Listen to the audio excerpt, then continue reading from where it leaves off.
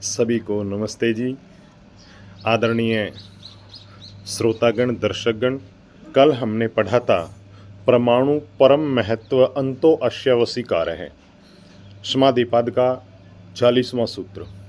और उसमें हमने स्वाध्याय किया था कि छोटी से छोटी और बड़ी से बड़ी, शास्त्र की भाषा में सूक्ष्म से सूक्ष्म और स्थूल से स्थूल, दीर्घ से दीर्घ वस्तु का इस चित्त का वशीकार हो जाता है। और आज हम पढ़ेंगे इस स्थिरता को प्राप्त करके इस चित्त की समापत्ति किस स्वरूप की और किस विषय की होती है, इस सूत्र के द्वारा महर्षि पतंजलि हमें बता रहे हैं।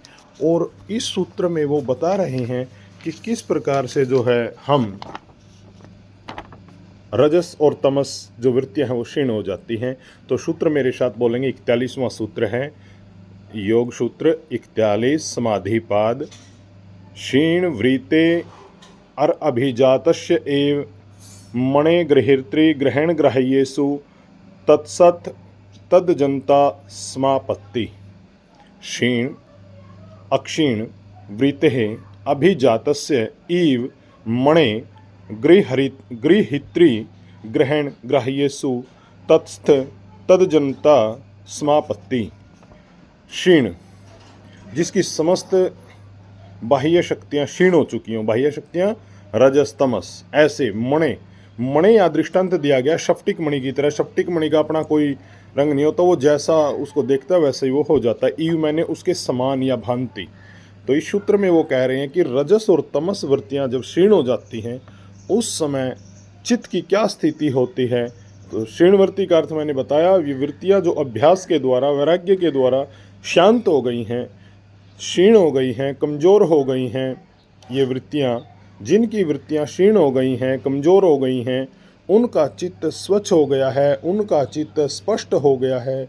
और इसकी उपमा, इसका दृष्टांत यहाँ महर्षि पतंजलि ने स्वच्छ और निर्मल शफ्टिक मणि, जिसका अपना कोई रंग रूप नहीं होता, बल्कि उसके सामने जिस रंग की वस्तु आएगी वह उसी रंग का हो जाएगा। यदि वस्तु का रंग नीला है तो वह नीला दिखाई देता है, यदि वस्तु लाल रंग की है तो शफ्टिक मणि भी लाल रंग का दिखाई देने लग जाती है। ये ऐसी अवस्था कब होगी? तब होगी जब हमारा चित्त एकाग्र होगा और चित्त से वृत्तियां जो है खत्म हो जाएंगी। ऐसा महर्षि पतंजलि और हमारे विद्वान पूर्वज हमें बता रहे हैं। और ये होगा कैसे? तो पीछे के सूत्रों में ये खूब सारी विधियां बताई हैं, हमने पढ़ी हैं। चित्त को कैसे प्रसन्न रख सकते हैं, एकाग्र कर सकते हैं। और जब चित्त भी इतना स्वच्छ और निर्मल हो जाएगा तो उसके सामने जो भी विषय आएगा वह तदाकार का अर्थ होता है उसी विषय जैसा हो जाता हो करके उसका स्वरूप हमें दिखाई देने लगता है। एक बात ध्यान दें, यह स्थिति संप्रज्ञात समाधि की बताई है विद्वान गणों ने, जिसे समापत्ति के नाम से कहा गया है। यह साधक को अपनी जीवनचर्या को विशेष रूप से सात्विकता में ढालना होता है, अन्यथा किसी भी प्रकार की असावधानी से पतन हो सकता है। 3 शब्द आए, गृहीत्री, ग्रहण, ग्राह्य।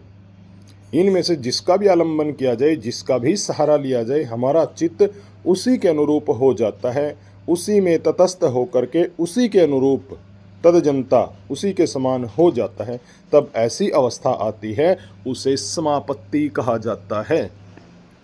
संप्रज्ञात समाधि, गृहीत्री, ग्रहण, ग्राह्य, इन 3 प्रकार के पदार्थों में होती है। और जब साधक योगाभ्यासी का जो चित्त है वो अभ्यास और वैराग्य से सिद्ध हो जाया करता है, तब वह जिस पदार्थ का भी साक्षात्कार करना चाहता है उसमें अधिकार पूर्वक चित्त को संयुक्त करता है। और जब स्थूलभूत होते हैं जी, भौतिक जगत के जो 5 मूल तत्व, अग्नि, आकाश, वायु, जल, पृथ्वी, इनसे संबंध करता है, तो उस अवस्था में चित्त स्थूल भूतों के समान प्रतीत होता है। जब सूक्ष्म भूत कौन कौन से? तन्मात्राएं, शब्द, स्पर्श, रूप, रस, गंध। आकाश का जो वो शब्द है, वायु का स्पर्श है, अग्नि का रूप है, जल का रस और पृथ्वी का गंध है। इनसे संबंध करता है तो इनके समान प्रतीत होता है। जब इंद्रियों से संबंध करता है तब चित्त इंद्रियों के समान भाषित प्रतीत होता है। इसी स्थिति को समझने और समझाने के लिए शफ्टिक मणि का दृष्टांत यहाँ दिया गया है। आज के लिए ये जो हमने 41वां सूत्र जो हमने पढ़ा, उसी के लिए आपको दोबारा से पुनः धन्यवाद। नमस्ते। इति ओम शम।